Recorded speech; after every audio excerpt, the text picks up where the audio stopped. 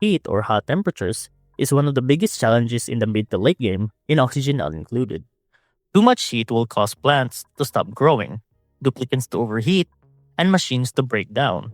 On the cheaper side of cooling in the early game, I suggest this small buffer tank, with storage bins filled with ice to cool down the tank slowly. And don't fill this all the way up.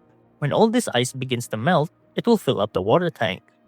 I'll show you the two pipes that are mainly used for cooling: the normal liquid pipe and the radiant liquid pipe.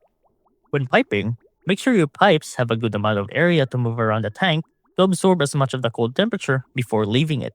And now you can see that the area is slowly getting cooled down. To speed up the process, it's much better to use radiant liquid pipes, albeit they're a lot more expensive since they use refined metal.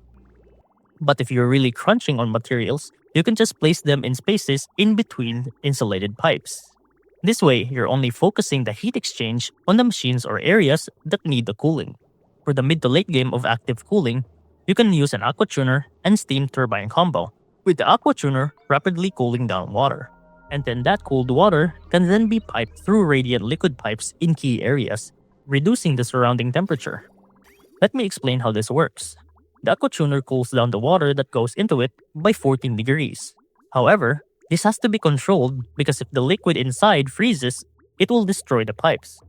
This is where the liquid pipe thermosensor comes in handy.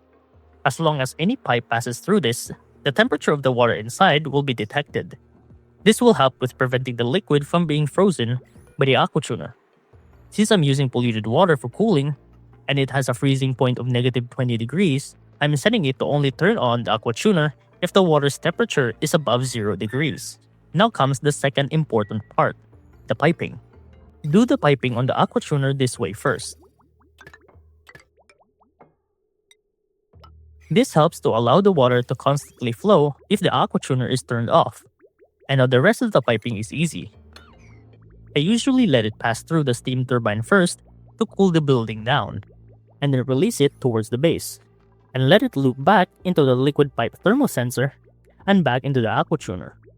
Just make sure to manage the heat output of the aqua tuner itself, usually by submerging it in water. This is where the steam turbine will also come into play, because if this body of water eventually turns into steam, the steam turbine will take in that steam and return it as 95-degree water, keeping the small container's temperature somewhere between 100 to 150 degrees constantly. With the aqua tuner up and running, if we open the temperature overlay, the area being cooled down has already reached in the negatives. Long term, this is the best way of managing your base's temperature. But keep in mind that you don't cool down your base by too much, or your plants won't grow, or your duplicants will be too cold to properly sleep.